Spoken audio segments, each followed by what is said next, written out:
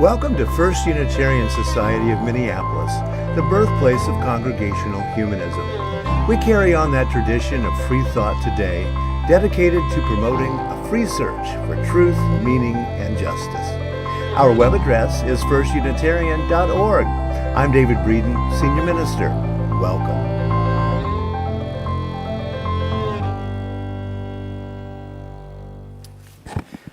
Welcome.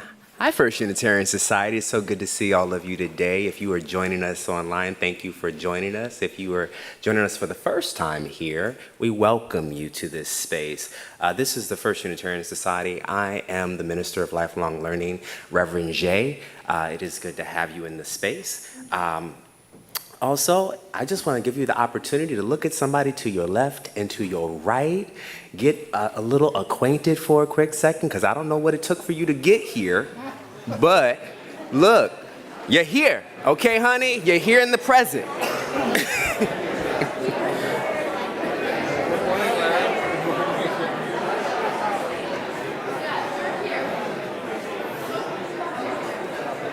David would say that you are in the birthplace of Congregational Humanism, and Kelly would say that you are in the space of beloved community. And I invite you to my world, which I see it as a place beyond belief, where we have the opportunity to grow and flourish together. So I just offer you this opportunity to join us as we share in our humanist values that we share in a world of collective healing, as we also share in a collective work of justice and a collective time together in this moment that we consider congregational life. Join me today. Also, we have some wonderful friends that I have to actually do. Yes. Amos is our piano player. We have the Chalice Choir. Come on. And we also have Mike. Mike is directing. Hey. I've got Jacob on tech. So, hey, everybody back there, thank you so much. And thank you for joining us. Hey, good morning. Thank you for being here today. This is going to be our last Sunday for this season for the Chalice Choir. So I just want to extend a big thank you to this group of singers for being very committed to this group and singing so much. Thank you. It's been a really nice season. We've got 3 pieces today. This month of June has somehow arrived. Here we are. It's June 2nd today. It is actually my daughter Sula's 8th birthday today. So here we are in June. June in FUS Unitarian, here our theme is around renewal. So we have a couple pieces by composer Amy F. Vernon. One is called The Rivers Are Running Again, which is, that's happening. We're in this very lush, we've had so much rain, and it comes with this beautiful green world, and we have like all of our drought has been we're removed from drought warnings across the state, so it's all good in the long run, even though we're getting tired of the rain. And then there's another piece by here called Come In From the Firefly Darkness, which is just kind of a fun piece about going out and exploring and doing some summer adventures and meeting up with friends and catching up. So those are the 2 choral pieces, and then we're going to close out with the old classic Blessing, which has been done here for years. So, and a really quick announcement. In 2 weeks from today, on Father's Day at 2 o'clock? 2 o'clock in the afternoon, Amos is going to present another recital. Yay! Yeah. So it's a free event. It's with his colleague Ian Snyder, violinist, and they're going to present a 1-hour recital. It'll be free at 2 o'clock right here. So if you're around on that day, come on by, see some music. But for right now, we're going to do this first piece, The Rivers Are Running Again, and here we go.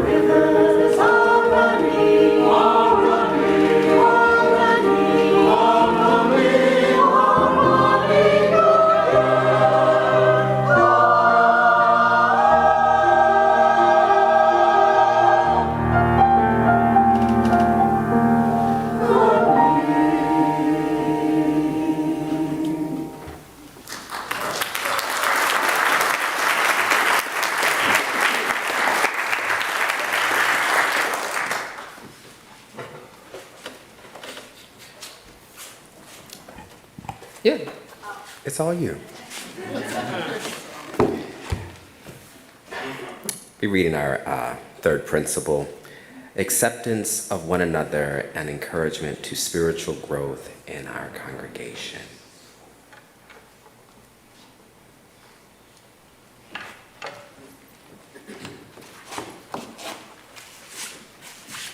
We're going to do our first congregational song.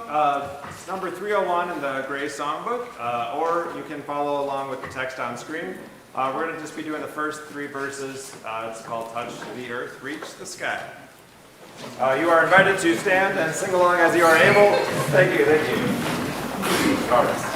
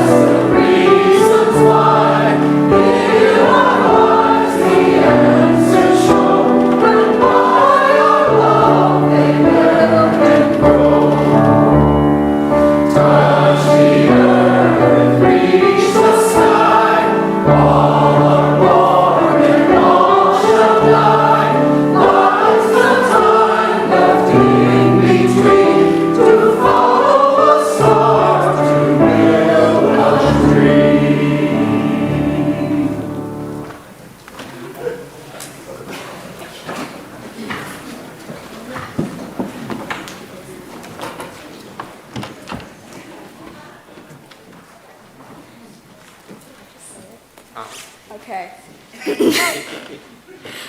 Love is the spirit of this place, and service its law.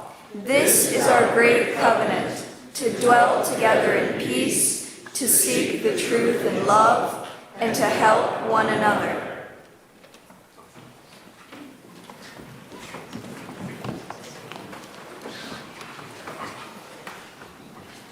Now is a time for joys and sorrows.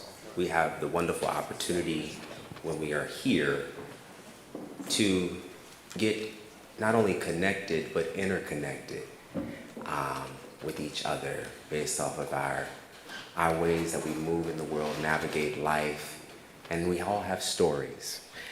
One of the biggest joys that was sent via email is from Jay Eckerton. Pardon me if I mispronounced that.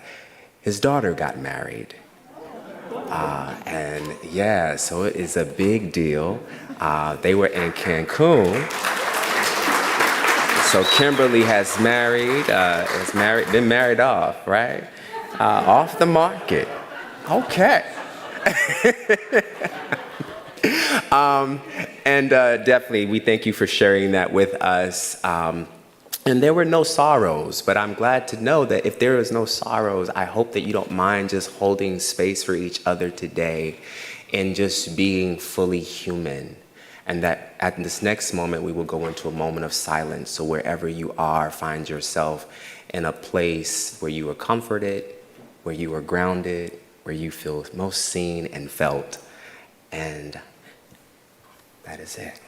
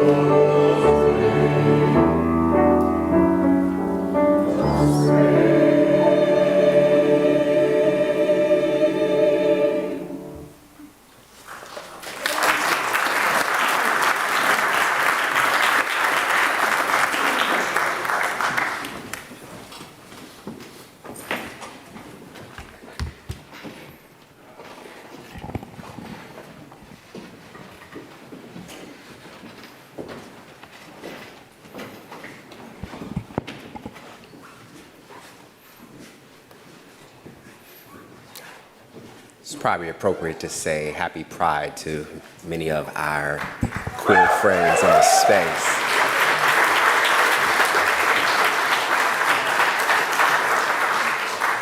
One thing's for certain, I'll take it as a collective co-creation of family that I was promised. So I'd love to think about it, and I'm glad that we have anyone in here who is a part of that family, who is a part of that community, that you are beloved and you are welcomed in this space.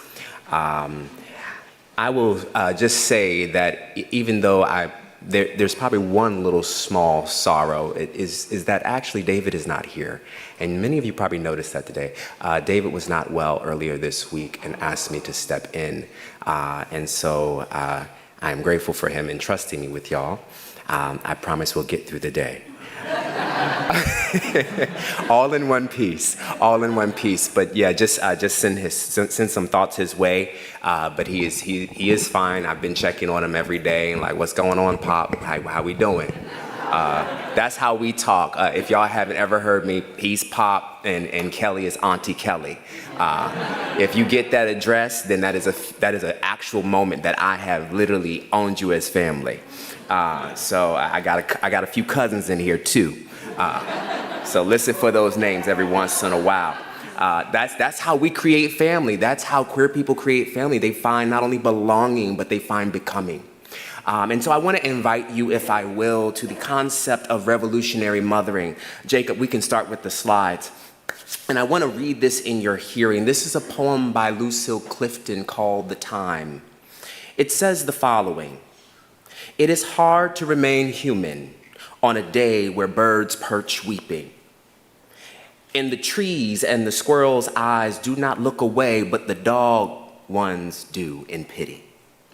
Another child has killed a child, and I catch myself relieved that they are white. And I might understand, except I'm tired of understanding.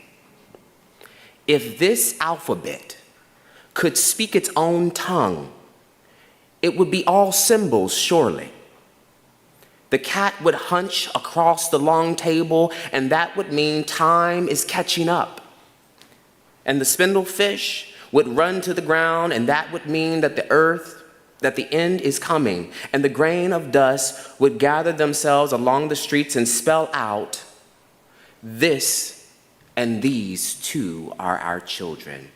This too is your child." I really like this poem by Lucille Clifton because there's a very important clause that most of you heard and responded to. She says here that another child has killed a child, and she goes as far as to say, I catch myself relieved that they are white, but I might understand, except I'm tired of understanding. There's a moment of conviction, moral conviction, she engages us with for this poem. She brings us into an understanding that honestly, I think most of us sit with when we lean into our own human empathy, that we deeply care for each other and that we deeply hold each other with high regard and with very good reverence, if you will. As someone who came from and brought up in the Pentecostal tradition within Richmond, Virginia, I can honestly say that it was very unique to think about going to a building every day and wondering where I belong. Multiple reasons would suggest that I belong because my mother went to the church. Most would suggest that I belong because my grandparents in some aspects were preachers too. So I come from a long lineage of preachers. And some would suggest that you belong because your skin is brown. It's interesting to me, though, that's not what creates belonging. And so I charge us today with a revolutionary mothering that actually allows for us to look at the works of maybe a few people who we probably are familiar with and unfamiliar with. Next slide, Jacob. Dr. James Cone presents this. He is the father of Black liberation theology from Union Theological Seminary, and may he rest in power. But he reminds us of something regarding congregational life. He says that congregations have gotten away from their primary mission. Let me go a little bit further with that. He continues with this phrase in saying that one of the things that the congregations need to ask themselves is, what is its mission? I think one of the things that that congregations have done is that they are really good at understanding their mission, but they have lost it. That's fascinating. The congregations are good at preaching, good at singing, good at a lot of things, but congregation has not been good at thinking about all the time its nature and how its mission pertains to the future. If its mission is primarily about caring for people's souls, or if it's about caring for people's bodies, or is it both together? I think if you see them both together, I think you will see that congregations can be political, because politics is a part of life, he says. It has also been concerned about caring for people's souls, because full meaning in life is not found in politics, nor is it found in science. I'd like to emphasize that if congregations have one problem, it needs to think about whether it is called to save its life or if it is called to lose its life for the sake of others. This is probably a very interesting critique, because some of us here in our space have experienced maybe religious institutions from various spectrums. And so when we talk about belonging, I introduce the idea of congregation as a symbol to mothering, if I may, because of the very nature of it thinking, and from the positive standpoint of what does it mean to foster, nurture, and offer care. Now, this critique doesn't often go to many predominantly white liberal congregations, but we are suffering at a fast pace of technological world, right? So we've got a whole technology that is building, and we've got to stay relevant. We've got to stay involved. We have to become more concerned about serving even those things that are unfamiliar to us. We are deep in inquiry, and as a result, we have to consider young people. We have to consider the Black and brown. We have to consider the indigenous. We have to consider the global majority and things that we are unfamiliar with. Unless we actually look beyond these things, we have done ourselves a great disservice. Metaphorically, we still have folk in our space today that are in wrapping paper, because they're not allowed to fully present or fully show up, because, in the words of our dear Kelly Clemens, basically everyone is welcomed, right? Everyone is welcome, and welcome to do it, right? But this excludes, right? You got to do it like we do it.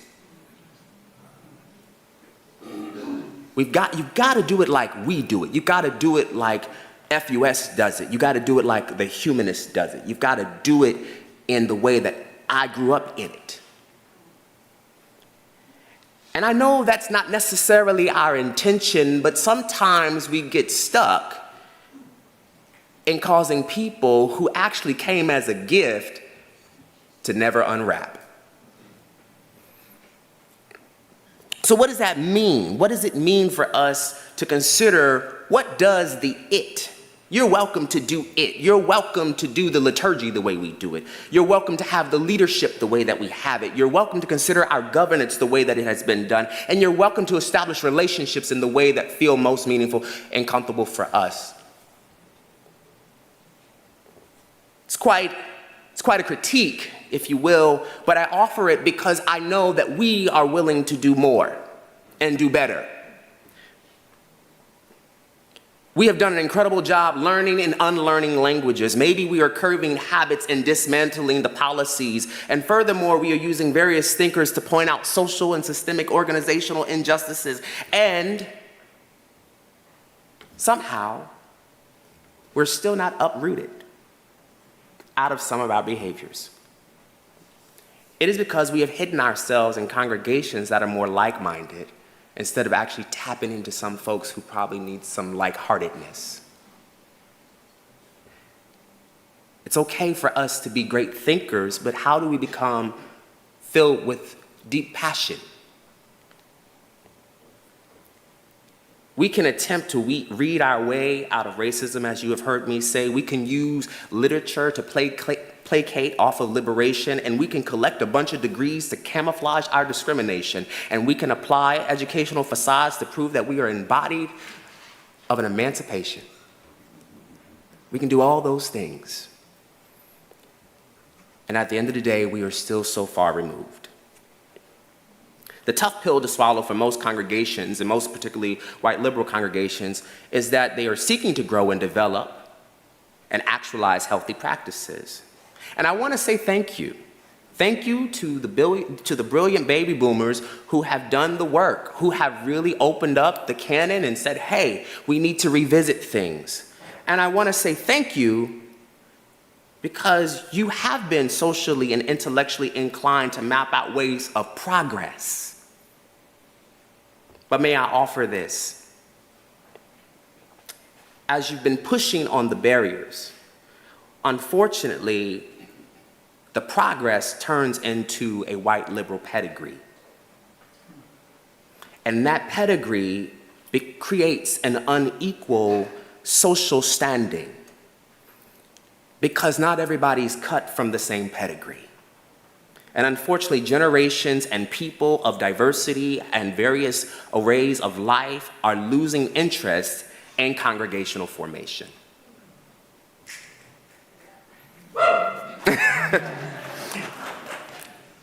Let me show you a little something. Jacob, give me that slide there. More than 1 in 4 American adults identify as religious nuns, meaning they consider themselves to be atheist, agnostic, or nothing in particular according to the National Pure Forum, right?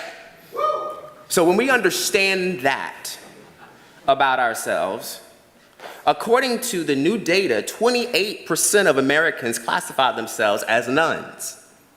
17 of them identify as atheists, and 20% are agnostic, and 63 are nothing in particular. Check this out. Most nuns are people who were raised in a religious environment. Next slide. Here is my invitation for this community here. We are 3 generations behind. Don't tell me that, Jay. I've been here all my life.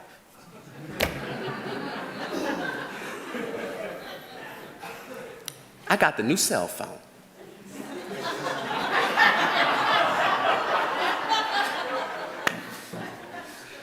Might I invite you to consider what Dr. Kia Conway is trying to invite us to? She says that we are 3 generations behind. She gathers this information from David Kinnaman. David Kinnaman was actually doing work on what's called Mosaic, where he is studying particularly congregational life. And he explains something that's very essential to our congregational formation. Let me just remind you what Lucille Clifton said. These are our children too, so keep that in the back of your mind. Millennials will be the first not to engage their children in ceremony or ritual. So I'm a millennial. I began to break the rules already, and y'all already know me. Right? So if I'm breaking rules, here it is. Millennials are ranged from, and Jacob, you can show them the slide here, ranged from 1981 to 1996, the very end of apartheid. And then Gen Z is 1997 to 2012. And then you've got Generation Alpha, which is largely uncongregational. Okay? So the real question that I'm going to ask you is, how do we wrap our arms around 3 generations? I'll say that again, First Unitarian. How do we wrap our arms around 3 generations? And I know you're like, well, the baby boomers aren't on here. And Generation X is not on here. Let's add more, right? How do we wrap our arms around this kind of community? It is not about our position philosophically or theologically, but how do we help people grapple with humanity in this time when things are radically changing? Can we maintain the pedigree of Puritanism, classisms, elitisms, white cultural norms? Can that still be maintained? I will hate to say it, but I don't think so. We have to begin to expand what our hug, what our holding looks like.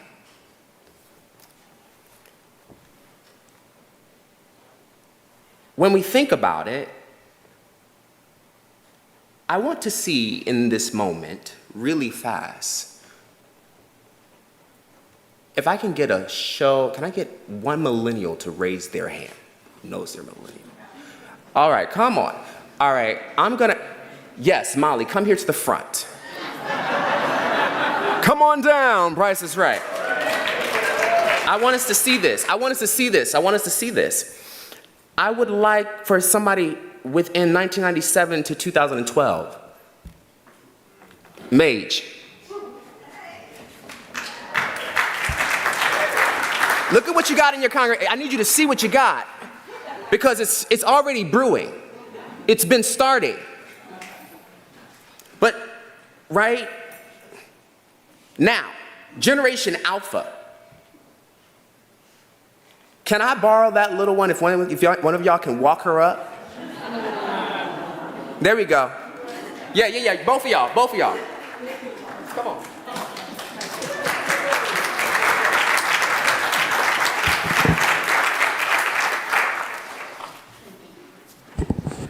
So look, I need you to see a visual of this, because if you can't see a visual of this, you don't really realize how important this is.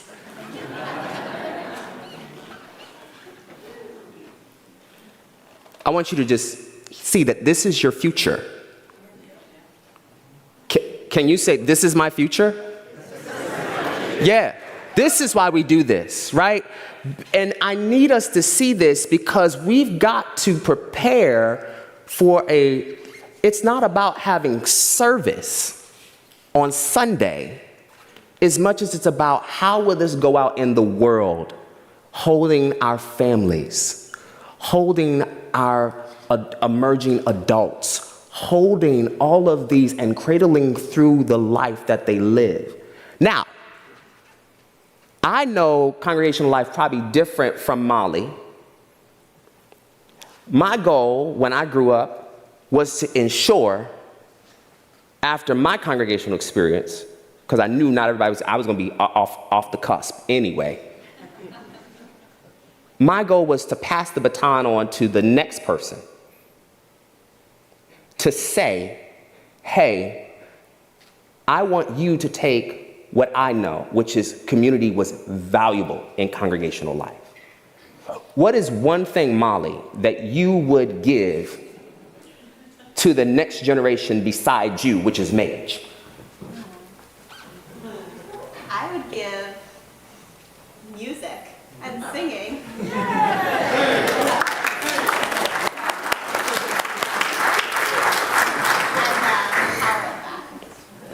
Connection.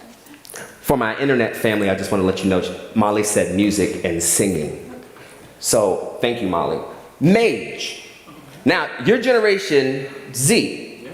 right? Gen Z. So here we go. Right. The very oldest. And this is very interesting. So you have a different cusp. Yeah. They used to call me cusp millennial versus. That's the hybrid version. Yeah. I remember dial-up, I remember VHS tapes, but I also have the internet and I had social media. So it's the. Oh, thank you, George. Come on, see? Oh, okay. No. George, you're Generation X, right?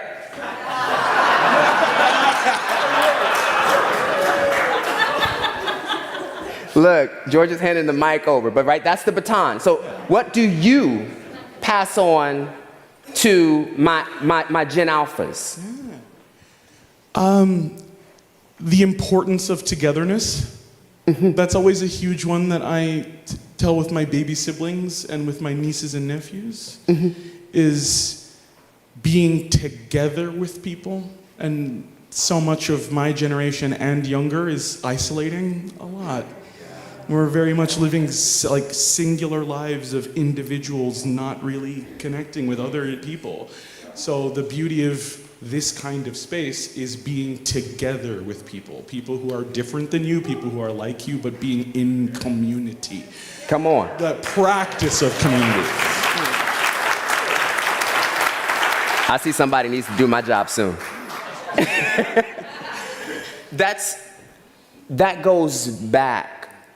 And do we see how that moves? I was interested in community. Molly was interested in eliciting the gift of someone. And now here it is, a Gen Z is now going to probably pour in and say, we need to get from the isolated and come back from our individualism and come back into community again. Y'all can have a seat. Thank you so much.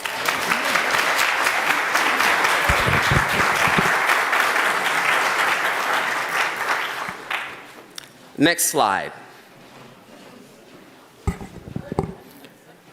Just the big top part right here.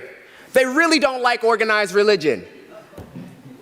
Right? Nuns do not like organized religion. But here, we are hearing that there's a need for organized communities. An organization is different than community organizing. And I want us to think about that for a few minutes. Next slide. So, what can First Unitarian do? How can this be adjusted? I won't be before you too much longer. We've got to look at our mothership complex.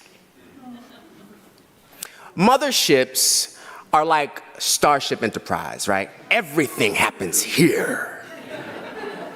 We have all things. We do everything. We own it. That's our voice, right? And it has all of these kind of matrix of domination, oppressive lenses, because it stifles. Well, what can I do? Where do I fit? How can I get involved? Most folk with a mothership complex will say no before they say yes. Most people with a mothership complex won't even ask you to explain. And we have to be mindful of that. There's a criteria to discredit the inherited worth, and sometimes the worthiness of others. How long have you been here? We don't do it this long. We don't do it this way. There's more individualism. You belong to me. You're my member. Don't go leaving. You'll never find another humanist congregation like us. I'm sure you won't. It's only one in Minneapolis. We're the birthplace. We're the beacon. And I'm like, no, we're beyond belief. We're a community. I love that. Don't get me wrong, but it has a texture for some of our friends. And they want to know what's happening here. Right? It's designed for imperial offspring. My children did it, so you're going to do it. I did it, you're going to do it. That organizational wealth and knowledge, you can't sit on the board unless you've actually been here long enough, right? That's a tease. So how do we get to mothering? Mothering is very interesting because mothering says, I'm going to create with you. I'm gonna be a co-guardian with you in this process. I wanna see you win. And you don't have to do what we're doing in the way we've done it. But I wanna figure out how can I affirm you and support the way that you move in the world? How can I elicit your talents? How can I get into your ideas and your intellect? How can I bridge build so that we can all relate? We look at mothering congregations, look at the human condition, and engage in human flourishing. And we are after that next. June Jordan says, mothering is creation and love and life and a power useful. I love June Jordan. So why do I bring this up? Because if we're going to do a little bit more mothering, we have to consider this building as the brick and mortar somewhat as a body, if you will. You've probably heard some references regarding other institutions that sound like bodies, but we won't do that with this one. I really mean this symbolically, that there is a body of work that we have in our in this particular society. That the body of work is rooted in the possibility of development and impact. So let's ask these questions. What is our style? What is the mission? What is the quality and the capacity of our service? Oftentimes in white liberal congregational spaces, we realize that some folk will be like, I did it, I served on this and I did that and I'm done. And they can walk away. So we have to look at our capacity because now things require a lot more attention and care and tarrying. Tarrying is probably a unique word, but with tarrying, you actually dwell with someone for a little while longer than maybe your comfort level. We have to also consider the body of relationship. Is the capacity and the connection that strengthens the growth of community and congregations? Is it there? We're located on Mount Curve. Are we reaching over north? Are we reaching over in Loring Park? Are we reaching further down to Uptown? Thank you. I was getting confused, like, hold on, that's my south, right?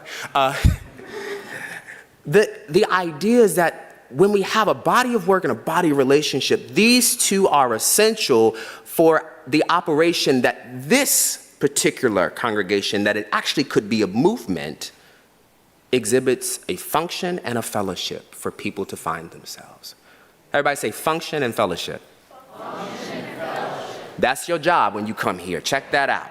The body of relationship reveals a curation of culture care and fostering a meaningful life. Next slide. I think that would be it, right? So, if we're going to foster, here is some interesting statistic that we should know. Religious institutions in the U.S. value $1.2 trillion. So check this. Most of congregations are going through what most of them are going through this kind of phrase here, where they are focusing on fixing leaky roofs. Talk to Tim, right? He knows all about it, and aims to, keep the doors open at any cost. So what are things that people have been doing? They've been redirecting money from struggling churches to empower, focused groups, social justice groups. They've also been ensuring that institutions have longer legacy and lead with the future. That is what proper congregational mothering can do. It doesn't just happen in here, it actually outsources itself to realize that it has a greater call, a greater impact. And so it just doesn't happen here on Sunday. I'm very fascinated. I love to see when some of our friends are here during the week besides LoveWorks. Because what I get to see is people engaging in those community connections that are valuable and essential for ensuring that we actually have not only healthy membership, but allows for us to actually implant growth and deep and meaningful connections outside of here. Next slide, Jacob. Thank you. What we have here is I really appreciate Reverend Amy Butler, where she says, there are people doing the stuff that we do. I'll repeat that again. There are people doing the stuff that we do. We just don't call it congregation because it's not in the pew.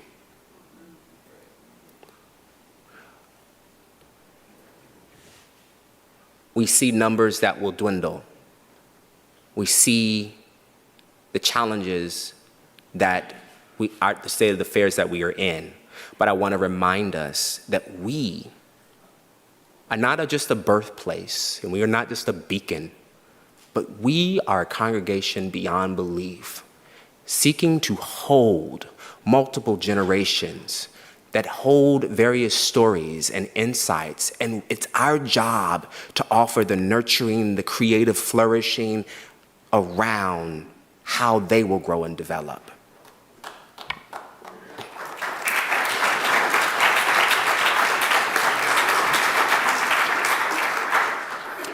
So I invite you to think about when you come here, why every day, every Sunday, it is vital and imperative that you are here.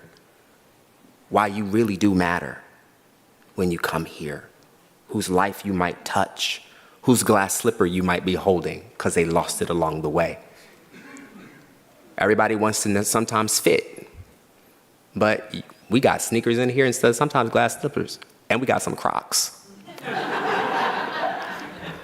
Happy Sunday to y'all.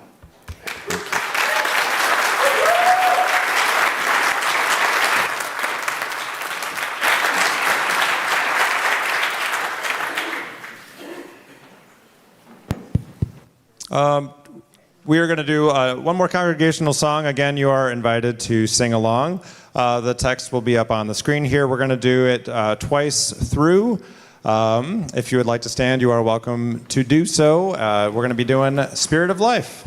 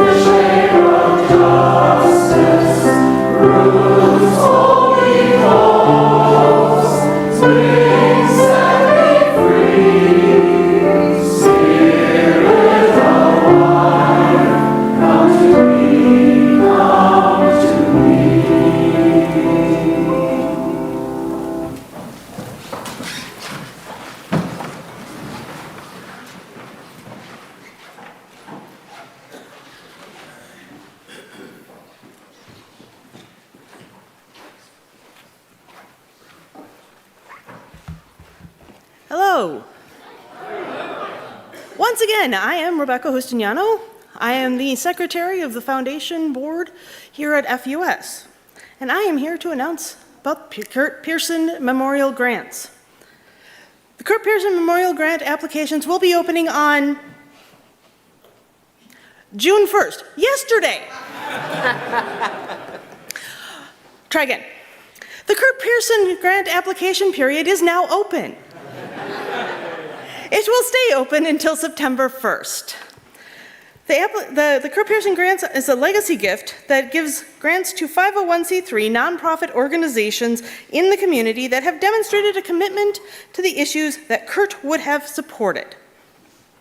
To apply, go to the FUS website under the About Foundation, where you'll find the application form, or just follow the QR code. If you have connections with a 501c3 appropriate organization, let them know about this funding opportunity. Be sure they know the deadline is September 1st, so don't wait until August 30th to tell them. That gives us time to sort through the applications and be ready to announce the recipients on October 13th. If you or your favorite organizations have questions, send them to foundation@firstunitarian.org. And now, if you'll excuse me, a brief costume change.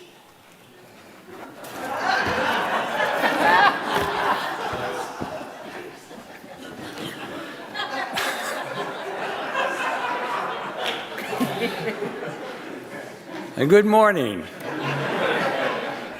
I think I'm Peter Discoli, but I might be a different costume. I don't know. I currently have a role on the First Unitarian Society Foundation. I'm not sure what it is after that with Becca, but anyway. I grew up in a suburban Catholic family, went to a parochial Catholic school. In fact, I had aspirations to be a priest. Some of you might know that priests are required to take some vows. As a young teen struggling through puberty, I learned what the vow of celibacy meant. For those not in the tradition, it is the state of being unmarried and therefore sexually abstinent. Suddenly, with puberty raging, that aspiration seemed far less appealing. There are still more words to learn after that. Immaculate conception was a part of our belief system, and that brought more questions. Immaculate, huh? What are all the other conceptions then? Many words, meanings, questions arose after that, and later, along with 2 children, we found our way to this community in this building, the community of the First Unitarian Society. Here, where questions are welcome, and many new words and ideas are discussed and learned. I'm learning a lot today just from Jay once again. Did you know that the First Unitarian Society, that right here, today, the OWL, the Our Whole Lives 4th through 6th grade class is closing, is wrapping up. The curriculum for that age group largely involves learning about the meaning of words. Words like conception, or values, or urethra, or gender. So these kids are going to live a different life than I did, because they're younger when they're learning words that I took and got to someplace into adulthood. Our Whole Lives, that is OWL, is a curriculum that's alive in this congregation. We teach facilitators who can then facilitate classes for kindergarten through elderly. I have been involved with the OWL program for more than 2 decades. I would never have been involved if I had not walked into this sanctuary about 40 years ago. I am so glad that we did. First Unitarian Society is a free, independent, and self-governing congregational humanist community. God, I could say all that. This congregation brings our message of justice and hope and a better understanding of human sexuality to the world due to the generosity of our members in time, talent, and treasure.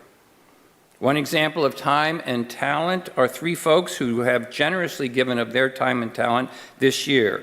Becca Nelson, Erica Bovey, and Sheila Callender have been working as facilitators in the elementary OWL program this year.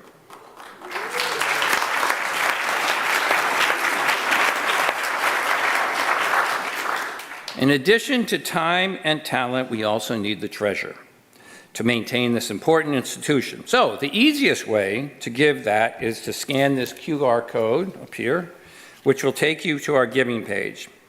There, you will find several easy ways to contribute to the mission of the First Unitarian Society. And of course, those who are in the building may wish to give checks or cash and drop them off in our office. Thank you. Thank you for making the First Unitarian Society what it is.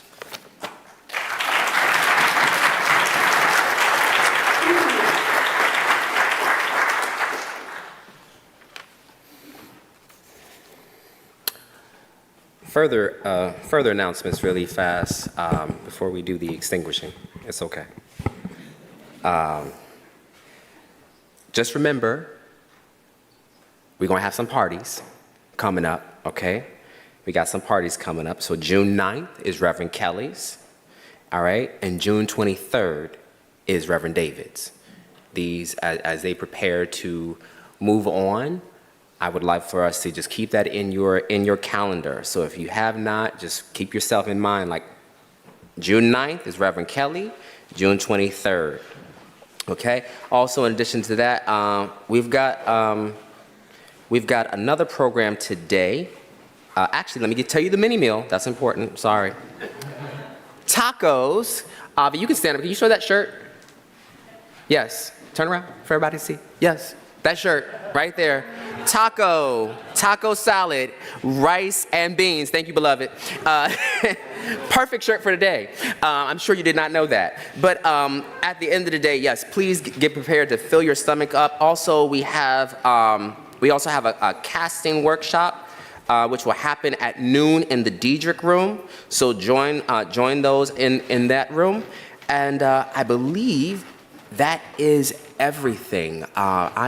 Oh, yes, I do see it here. Yep, okay. Yes, First Unitarian and Women's Press special program. Let's talk Black women and mental health.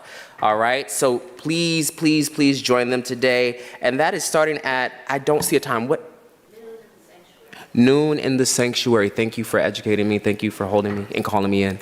No more announcements? Okay, boop.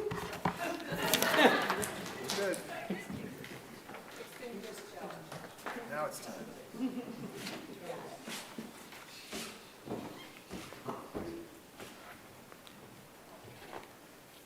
Extinguish this flame, the light of truth, warmth of community, or the fire of commitment. All these we carry in our hearts and in our minds until we are together again.